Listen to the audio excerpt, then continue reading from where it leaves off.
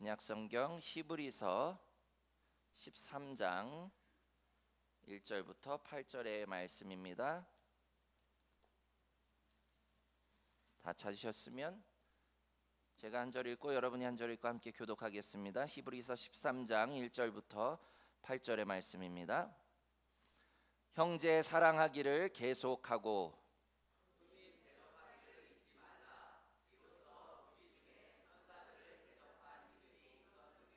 너희도 함께 갇힌 것 같이 갇힌 자를 생각하고 너희도 몸을 가졌은즉 학대받는 자를 생각하라.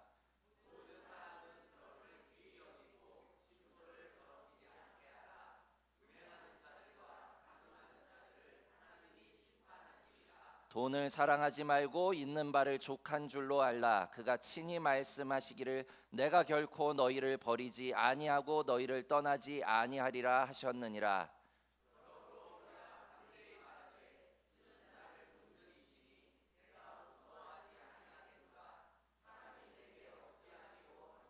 하나님의 말씀을 너희에게 일러주고 너희를 인도하던 자들을 생각하며 그들의 행실의 결말을 주의하여 보고 그들의 믿음을 본받으라.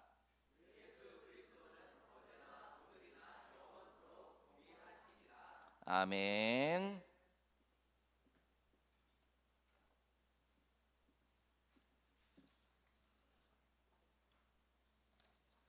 네, 오늘 밖에 비가 촉촉하게 내리고 있습니다. 이제 4월을 지나서 어느덧 5월로 접어들었죠. 우리가 도시에 살다 보면요, 이 계절의 흐름을 온도 변화나 혹은 공원이나 가로수에 핀 꽃들이나 아니면 옷가게에 전시된 옷의 변화를 통해서 우리가 감지를 하게 되는 것을 보게 됩니다. 그런데 시골에 살다 보면요, 들에 핀 꽃을 보고 알게 되고요, 또 개구리들의 울음소리 혹은 철새들의 움직임을 통해서 우리가 계절의 변화를 알 수가 있습니다. 그리고 또 한 가지 우리가 알게 되는 건요, 바로 농부들의 움직임이에요. 그래도 감사하게도 우리 교회는 우리 농사를 짓고 계시는 우리 장로님 계셔서 저희가 매주 이번 주에는 뭘 심었습니다, 무엇을 하셨습니다, 그래서 저희가 알 수 있는데요, 우리가 계절의 변화에 제일 민감한 분들이 바로 이 농부들이에요. 정말로 우리는 도시에 살다 보면요, 한 알의 감자, 고추, 가지, 쌀 등 어떤 과정을 거쳐서 어떻게 우리의 식탁에 올라오는지 우리가 잊고 살 때가 너무도 많이 있습니다. 근데 사실 이 모든 농작물은요, 심는 시기가 있고 거두는 시기가 따로 있습니다. 제가 맞는지는 모르겠습니다만 대체로 감자를 제일 먼저 심는 것 같아요. 장로님 맞습니까? 보면은 여러 가지 작물들이 있는데 제일 먼저 봄에 감자를 제일 먼저 심는 것 같아요. 그리고 고구마를 그리고 옥수수를 심고요. 그리고 그 다음 고추를 심는 것처럼 그렇게 보여져요. 제가 알지는 못하지만 제가 심는 건 아니지만 한 주 한 주 지나다니며 보면요, 같은 비닐을 씌워놨는데 거기에 어떤 작물이 심겨졌는지가 매주 달라지는 것을 보게 됩니다. 그리고 이 5월이 되면요, 농부들이 제일 바쁜 시기예요. 부지런히 움직이는 시기인데 다름 아닌 뭘 해야 돼서 그렇습니까? 모내기를 해야 돼서 제일 큰 일이에요. 그래서 5월 이제 다음 주부터, 이르면 다음 주부터 혹은 늦어도 5월 말 전에는 모내기를 다 끝내놔야 이제 농부들의 마음이 이제 여유가 생깁니다. 지금은 시골을 가도 그런 풍경을 좀 경험하기는 힘듭니다만 제가 어렸을 때만 해도요, 모내기를 하는 철이 돌아오면 너나 할 것 없이 들에서 일을 합니다. 그리고 일을 하다 보면 허기가 지기 때문에 하루에 몇 끼 먹을까요? 5끼 이상은 먹어요. 3끼가 좀 부족합니다. 그래서 중간에 새참이라는 거를 집어넣어서 잠시 쉬면서 요기를 하는 시간을 갖습니다. 근데 재미난 것은요, 어머니들이 음식을 준비하실 때 딱 인원수에 맞춰서 준비하지 않아요. 쉽게 얘기하면 5사람이 일을 하면 5인분만 하면 되잖아요. 아니에요. 저희 어머니 항상 10인분 정도 하셨던 것 같아요. 그래서 때로는요, 남아가지고 좀 할머니한테 혼나기도 하셨던 기억이 납니다. 왜 이렇게 넉넉히 준비를 할까요? 물론 들에 나가서 일을 하다 보면 많이 먹으니까, 한 사람이 2인분을 먹으니까 그렇게 할 수도 있는데요. 그 이유는요, 들에서 일을 하다가 대부분 나무 그늘 밑이나 평평한 길바닥에 돗자리를 깔고 밥이나 참을 먹습니다. 그러다 보면 무슨 일이 발생하냐면요, 지나가는 사람들이 있어요. 그래서 지나가는 사람들을 붙잡습니다. 그냥 보내지 않아요. 그리고 앉아서 함께 먹자고 권하는 것을 보게 됩니다. 사실 저도 어렸을 때 초등학교를 가려면 항상 걸어서 한 30분 정도를 걸어갔어요. 근데 이 농번기 철이 되면요, 학교에서 돌아올 때 기쁩니다. 왜냐하면 지나가다 보면 꼭 참을 먹는 한 3시쯤 요 시점에 학교를 끝나서 맞춰서 돌아오다 보면 꼭 어머니들이 배를 깎아주든지 아니면 과일이든 떡이든 꼭 그냥 보내지 않고 먹여주십니다. 그래서 먹다 보면 집에 오면 배가 불러요. 그래서 참 요 시기가 참 좋았던 것 같아요. 그것뿐만이 아니라 제 친구 아버님이 우체부로 근무를 하셨어요. 근데 이분은요, 제일 붙잡히기 쉬운 1순위예요. 그래서 어떤 날은요, 제가 이렇게 보면 어둑어둑한데 그때 오토바이 소리가 들리는 거야. 알고 봤더니 이분이 붙잡히다가 결국에는 어둑어둑할 때가 돼서 집에 돌아다니면서 우편을 배달하는 그런 모습도 자주 목격이 됐던 것을 보게 됩니다. 중요한 것은 뭡니까? 꼭 내 일을 도와주지 않더라도, 혹은 그냥 지나치는 그러한 행인일지라도 꼬마에서 노인에 이르기까지 손짓해서 맞아주고 기꺼이 먹을 것을 나눠주던 시절이 있었다라는 것입니다. 물론 지금도요, 저희 동네 어르신들은 밥 먹고 가라고 손짓을 합니다. 어쩔 때는요, 주일날 나와야 되는데 그 옆에서 일을 하시다가 밥 먹고 가라 그러시는 거예요. 저는 빨리 가서 예배를 준비해야 되는데. 물론 이렇게 동네 사람들 안에서는 여전히 그렇게 함께 나누는 그러한 문화가 있습니다만, 코로나 이후로는요, 정말로 모르는 사람을 그렇게 불러들인다든지 혹은 낯선 행인을 그렇게 와서 함께 먹으라고 하는 그러한 문화가 거의 사라진 것을 보게 됩니다. 오늘 제가 여러분들과 함께 나눌 사랑의 주제는요, 환대라고 하는 것이에요. 환대. 오늘 본문 말씀은 이렇게 시작합니다. 형제 사랑하기를 계속하고. 우리가 지난 시간까지 함께 나눴습니다만, 이 사랑이라고 하는 것, 어떻게 하면 풍성한 사랑 안에 거할 수 있을지, 또 우리의 삶에 이 세상의 가치가 아닌 하나님의 본질인 이 사랑에 이르고, 또 하나님께서 우리를 사랑하신 것 같이 우리도 아내를, 남편을, 또 형제 자매를, 우리의 자녀를, 믿음의 공동체를 사랑할지에 대해서 함께 나눴습니다. 사랑하는 성도 여러분, 계속해서 사랑하십시오. 우리의 형제 자매를, 우리의 남편을, 아내를, 우리의 자녀를, 우리의 믿음의 공동체를 계속해서 사랑하라고 오늘 히브리서 저자는 말씀하고 있습니다. 그런데 문제는요, 우리가 그 사랑이 그 안에만 머물면 안 돼요. 형제를 계속해서 사랑하고 그 사랑을 이어가야 됩니다. 그런데 이 사랑은요, 확장되는 것을 보게 됩니다. 오늘 본문 말씀 2절 말씀 우리 다 함께 읽어보겠습니다. 시작. 손님 대접하기를 잊지 말라. 이로써 부지 중에 천사들을 대접한 이들이 있었느니라. 아멘. 우리가 첫 시간부터 계속해서 말씀을 드립니다만, 이 사랑은 그냥 단순한 감정의 문제가 아니라 그랬죠.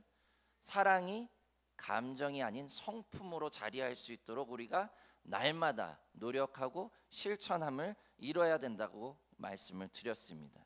그리고 그 사랑이 성품이 되어서 무르익으면요, 여러 가지 방면으로 사랑이 전달이 됩니다. 긍휼히 여기는 마음으로 누군가를 도울 수도 있고요, 또 나를 힘들게 하는 사람도 참고 인내하면서 넘길 수 있는 그런 사랑의 사람이 됩니다. 근데 오늘 히브리서 기자가 말하는 특별한 사랑은요, 이제 그 사랑이 나와는 아주 상관도 없는 그런 사람, 누군가에게 도움을 요청하지도 거부하지도 않는, 나와 아무 상관도 없는 처음 보는 사람에게까지 사랑이 흘러 넘친다는 거예요. 그것을 우리는 환대라고 이야기를 합니다. 한국은 정이 많은 나라라고 하지만요, 사실 점점 정이 빠르게 없어지는 나라도 한국입니다. 에이 목사님, 오늘 말씀에 보면 손님 대접하기를 잊지 말라고 하는 걸로 봐서 우리 집에 찾아온 손님을 말씀하는 거 아닌가요? 라고 그렇게 말씀하시는 분들 계실 겁니다. 근데 오늘 이 말씀은요, 창세기 18장에 나오는 아브라함 이야기를 염두에 두고 한 말씀이에요. 창세기 18장 2절 4절 말씀 우리 다 함께 읽어보겠습니다. 시작. 눈을 들어본즉 사람 셋이 맞은편에 서 있는지라 그가 그들을 보자 곧 장막문에 달려나가 영접하며 몸을 땅에 굽혀 물을 조금 가져오게 하사 당신들의 발을 씻으시고 나무 아래서 쉬소서.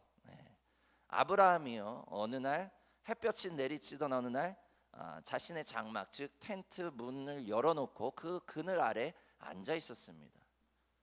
성경은요, 저가 손님을 맞으려고 준비하고 있었다라고 기록하고 있지 않아요. 그냥 앉아 있었다라고 기록합니다.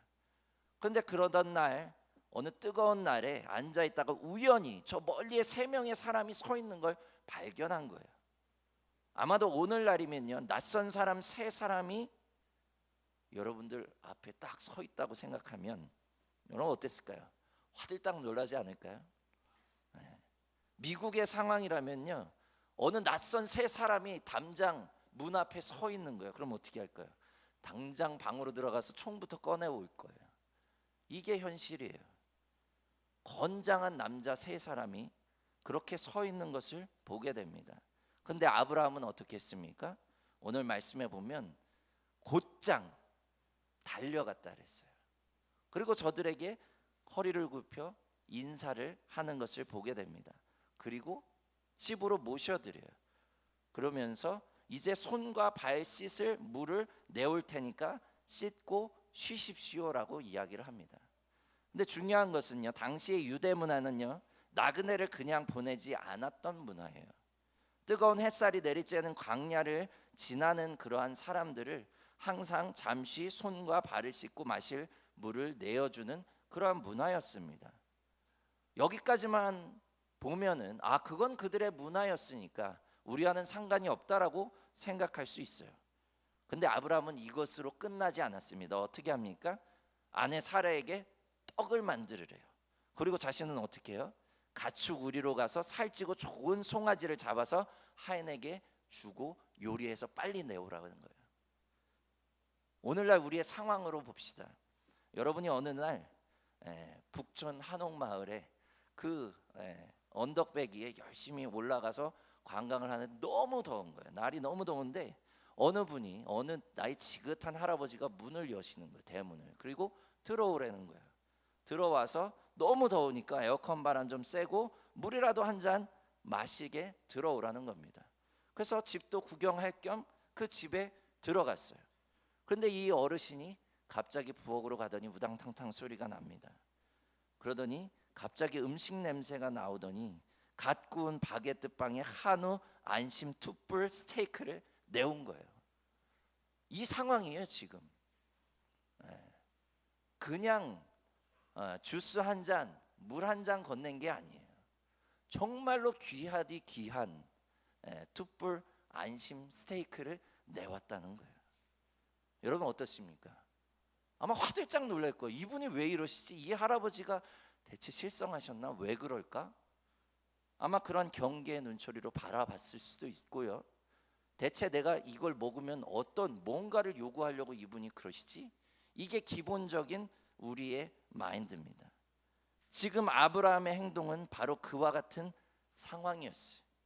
아브라함의 환대는요, 그저 길 가던 분에게 물 한 잔 내어주는 것도 아니고요, 냉장고 수리기사에게 주스 한 잔 내어주는 정도가 아니었습니다. 그것은요, 사실 우리는 그냥 친절이라고 이야기를 해요.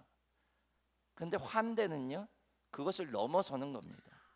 환대는요, 한문 뜻에서 보면요, 반갑게 맞이하여 정성껏 후하게 대접한다라고 하는 그러한 의미를 갖고 있습니다. 정성껏 후하게 대접한다는 거예요. 그리고 영어 hospitality라고 하는 것은요, 손님을 받아들이고 숙식을 제공하는 거예요. 그냥 길 가던 손님을 받아들여서 잠도 재우고 밥도 먹이는, 그게 바로 hospitality예요. 그리고 이러한 단어는요 고대 우리 헬라어에서 왔는데요. 필록세니아라고 하는 그런 단어예요. 이것은요 에크노스라고 하는 손님이라고 하는 단어와 그 다음에 필리아라고 하는 사랑이라는 단어가 합쳐진 거예요. 근데 여기에서 중요한 것은요 케노스라고 하는 것은요 이게 그냥 손님이 아니에요. 스트레인저를 얘기하는 거예요. 아예 생판 모르는 사람, 그런 사람을 사랑하는, 그것이 바로 환대라는 거예요. 여러분들 이해가 가십니까? 과연 우리가 이것을 할 수 있을까? 우리는 이런 의문들이 들어요. 그런 의미에서 또한 우리는 다시 한번 생각해 볼 필요가 있습니다. 우리가 지금 하나님의 백성으로서 누군가를 정말로 이렇게 환대하고 있는가? 한국이 정말로 정이 많은 나라라고 하지만 계속해서 이 정은 빠르게 없어지고 점점 더 누군가를 생판 모르는 사람들을 경계하고 오히려 해코지하는 그러한 나라가 되어가고 있지 않나라는 생각이 되어집니다. 이러한 현실의 상황 속에서요 우리 믿는 사람들마저도 이 환대를 하지 않으면 이 세상은 점점 더 악해져 가고 점점 더 정이 없는, 사랑이 없는, 메말라가는 그러한 세상이 되지 않을까라는 생각이 되어집니다. 그런데 교회는 어떻습니까? 교회가 이 환대를 해야 되는데 코로나 이후에 많은 교회는요 그렇게 환대하지 않아요. 또 누군가 새로운 사람이 교회를 방문하면 우리는 어떻게 생각해요? 저 신천지 아니야? 먼저 의심의 눈초리로, 경계의 눈초리로 바라보는 게 바로 지금의 상황이에요. 환영이 우선이고요 환대가 우선이 되어야 되는 그런 믿음의 공동체가 경계와 두려움이 우선인, 세상과 별반 다르지 않은 그런 공동체가 되어 있지는 않습니까? 세상이 환대하지 못해서 어렵게 교회 문을 두드리고 찾았는데 교회마저도 환대하지 못한다면 저들은 대체 어디로 가라는 말입니까? 오늘날 많은 비그리스도인들이요 그렇게 이야기를 해요. 교회는 갈 곳이 못 된다고. 왜 그렇습니까? 계속 의심의 눈초리로 바라보거든요. 계속 경계의 대상으로 바라보거든요. 그 안에 오늘 말씀에서 이야기하는 환대는 일도 없기 때문에 그와 같은 일들이 벌어집니다. 오히려 저들을 어떻게 하면 구워 삶을지, 저들의 눈으로 봤을 때는요 교회는 저들을 어떻게 해서든지 낚아채서 인원수를 부풀리고 어떻게 해서든지 착취하는 그러한 곳으로 저들은 인식하고 있는 것을 보게 됩니다. 그러나 오늘 히브리서 저자는 분명히 말합니다. 뭐라고 기록합니까? 손님 대접하기를 잊지 말라. 사랑하는 성도 여러분, 우리의 교회 문을 어렵게 그렇게 두드리고 들어오는 분을 귀한 손님으로 여기십시오. 분별은요 그 이후에 필요한 거예요. 저들이 이제 이곳에서 함께 신앙생활 하는 가운데 우리가 분별하면 되는 겁니다. 일단은 먼저 저들을 환대하고 저들을 환영하고 그리스도 안에서 손님 대접하는 것처럼 후하게 대접하십시오. 그것이 우리가 이 땅을 살아가는 그리스도인들로서 먼저 행해야 되는 하나님의 사역인 줄 깨달으시길 바랍니다. 작게는 우리 교회부터 그리고 가정에서부터 누군가 문을 두드리고 방문한 분들을 친절하게 맞이하십시오. 주스나 커피라도 건네고 말을 걸면서 그렇게 여러분이 아껴둔 거를 그냥 아끼지 마시고 내어놓아서 오늘 아브라함처럼 정말 툭불 한우 고기가 있으면 내어놓으십시오. 그리고 저들과 함께 나눔으로 정말로 그 안에 하나님의 사랑이 얼마나 큰지를 저들도 경험하게 해줘야 되지 않겠습니까? 그리고 오늘 여러분에게 이 교패를 나눠드렸잖아요. 이거 붙어있는 그런 집인데 냉대하면 우리 교회 이름에 부끄러운 짓을 하는 거예요. 앞으로 여러분들이 그렇게 환대하고 저들을 사랑으로 돌보면요 저들이 나가면서 한 번 더 볼 거예요. 이 사람이 왜 이렇게 나를 환대하지? 아, 꿈꾸는 교회 식구구나. 대체 이 꿈꾸는 교회는 어떤 교회야? 검색하지 않을까요? 우리가 전도하는 것은요 그와 같은 환대로부터 환영으로부터 시작이 되는 것입니다. 그렇다면 우리가 왜 그렇게 환대해야 됩니까? 그렇게 극진히 대접하면 뭔가 얻는 것이 있는 게 아닐까요? 사실 우리가 너무도 잘 아는 전래동화에 이 환대의 이야기가 나와요. 여러분들 혹시 흥부놀부 이야기 아십니까?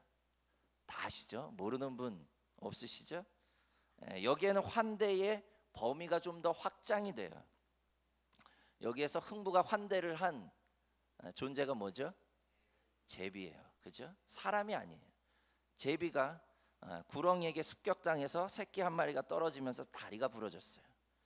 이를 본 흥부가 극진히 치료하고 날려보내줍니다. 여기에서 우리는 하나님이 우리에게 허락하신 그 환대의 범위는 인간에게만 국한된 것이 아니라 더 확장된다는 것, 그것이 창조의 질서고요. 그런데 이 제비가 그냥 온 게 아니라 다음 해에 뭘 물고 왔습니까? 박씨를 물고 왔죠. 그리고 그 박씨를 심어서 박을 열어보니까 온갖 보화와 황금이 들어있었다라는 얘기입니다. 사실 여기까지만 보면 아주 훈훈하고 아주 좋은 환대의 이야기예요. 근데 우리에게 또 다른 교훈 하나를 남기죠. 그것은요, 후반부예요. 바로 잘못된 환대에 대한 이야기입니다. 그 이야기를 듣고 놀부는 어떻게 합니까? 멀쩡히 날아가던 제비를 잡아가지고 다리를 부러뜨리죠. 그리고 열심히 치료해 줍니다. 그리고 날려보내요. 그리고 그 다음에 이 제비도 어김없이 박씨를 하나 물어옵니다. 그리고 그걸 갈라보니까 뭐가 나왔어요? 도깨비와 도적이 나와서 다 집안의 가산을 빼앗아 갔다는 이야기입니다. 이 이야기가 우리에게 들려주고자 하는 것은요, 마음을 곧게 써야 된다는 것도 있지만요, 이 환대라고 하는 시점에서 이 이야기를 다시 바라보면요, 환대라고 하는 건요, 어떤 목적을 두고 하는 것이 아니라는 거예요. 오늘 말씀 2절 말씀에도 이렇게 기록합니다. 2절 다시 한번 읽어보겠습니다. 시작. 잊지 말라. 이로써 부지 중에 천사들을 대접한 이들이 있었느니라. 아멘. 손님 대접하기를 잊지 말라. 그런데 이로써 어떤 상황에서요? 부지 중에 천사들을 대접한 이들이 있다는 거예요. 무슨 얘기입니까? 어떤 환대라고 하는 것은요, 그냥 늘상 삶이 돼서 일어나다가 부지 중에 이런 일들이 일어난다는 거예요. 오늘 놀부는요, 어떤 목적을 가지고 있었어요. 이렇게 하면 박씨를 가져와서 내가 금은보화를 얻겠지? 그건 환대가 아니에요. 잘못된 환대입니다. 흥부는 어땠습니까? 어떤 목적이 있었습니까? 아니에요. 그냥 제비 새끼가 발이 부러져가지고 그거를 치료해 줬을 때, 그 환대를 했을 때 그러한 축복이 있었던 것을 보게 됩니다. 어떤 목적성이 없었어요. 그냥 저의 성품이었고요, 저의 삶이었습니다. 환대는 그와 같이 어떤 목적을 가지고 하는 것이 아닌 줄 깨달으시길 바랍니다. 오늘 말씀의 아브라함 또한 어땠습니까? 그냥 지나가던 행인을 불려서 극진하게 대접했던 겁니다.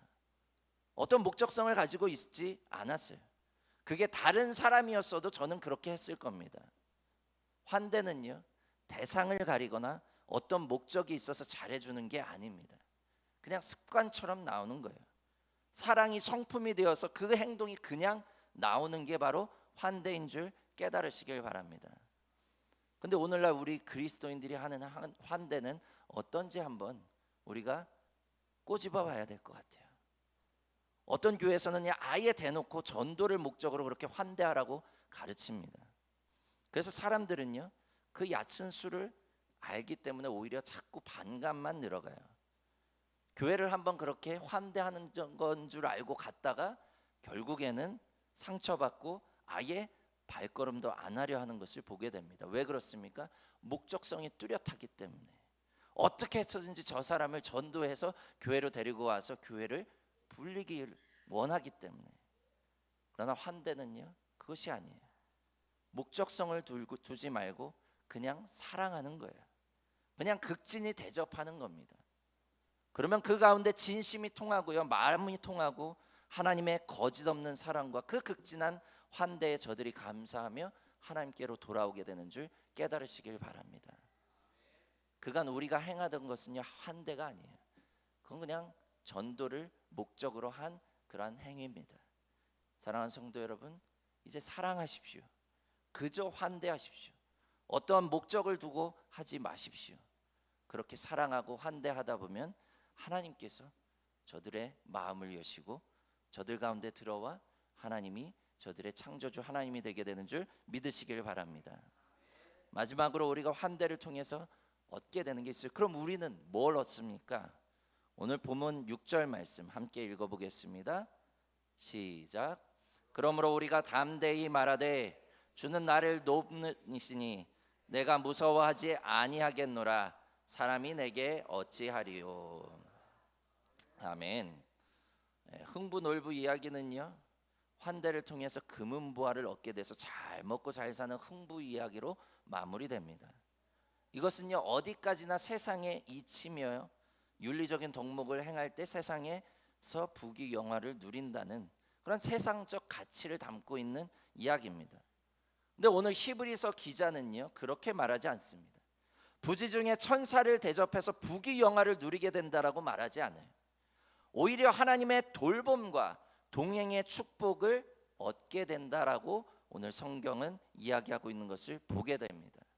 5절 말씀에 보면요, 하나님께서 너희를 버리지 아니하시고 떠나지 아니하니라. 또 6절 말씀에 보면요, 나를 돕는 이가 하나님이 되신다라고 말씀하고 있는 것을 보게 됩니다. 여기에서 중요한 것은요, 세상의 부귀영화가 아니라 하나님이 너와 함께 하신다는 거예요. 아브라함 역시 마찬가지입니다. 저들을 잘 환대하고 돌려보냈을 때 저들이 다음에 왔을 때 금은보화를 가지고 왔습니까? 아니에요. 창세기 18장 10절 말씀 함께 읽어보겠습니다. 시작. 그가 이르시되 내년 이맘때 내가 반드시 내게로 돌아오리니 내 아내 사라에게 아들이 있으리라 하시니 사라가 그 뒤 장막 문에서 들었더라. 그렇게 환대했을 때 아브라함이 받은 것이 있어요. 그것은 뭡니까? 예언의 말씀이에요. 약속의 말씀이에요. 그리고 또 반드시 내게로 돌아오겠다라고 하는 그러한 약속입니다.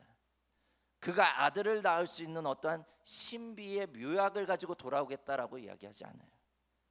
그냥 내년에 내가 이 자리에 돌아왔을 때 너는 아들을 안고 있을 것이야. 그 소망의 약속의 말씀인 줄 깨달으시길 바랍니다.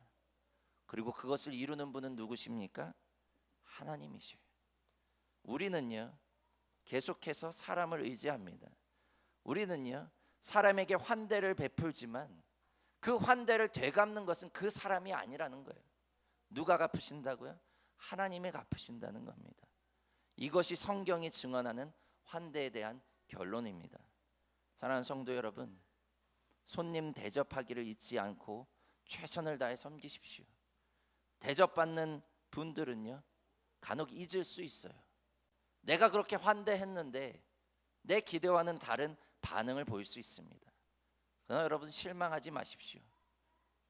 아브라함이 그랬듯이요, 기생 라합이 그랬듯이요, 보아스가 그랬듯이요, 사르밧 과부가 그랬듯이요, 수넴 여인이 그랬듯이 저들은 그 당사자에게 어떠한 축복을 누리는 것이 아니라 하나님께서 갚으신다는 사실을 깨달으시길 바랍니다.